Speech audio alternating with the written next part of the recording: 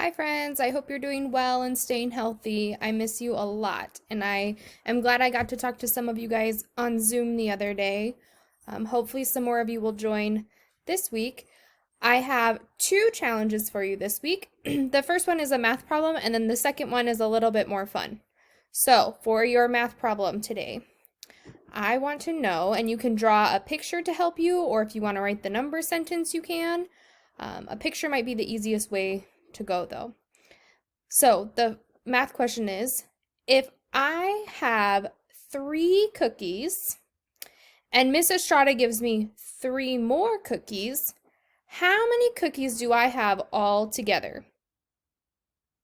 Okay, so you can either draw a picture, you can use the number sentence, you could count it on your hand. There's lots of ideas. Make sure whenever you finish it, you go ahead and take a picture of your strategy and send it back to me either on my phone or you can put it on Seesaw. Okay, so there's the question again, one more time, just in case you need it. If I had 3 cookies and Miss Estrada gave me 3 more cookies, how many cookies do I have now? Can't wait to see your answers. All right, here is your second challenge. I have given you guys a backyard scavenger hunt, or you could do it just walking around your neighborhood.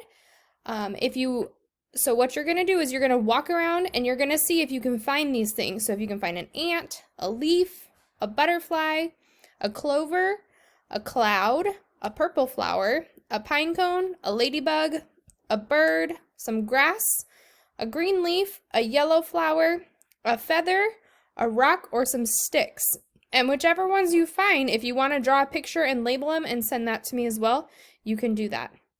Okay, I miss you guys. I can't wait to see you on Zoom, and I will send you your next challenge next week.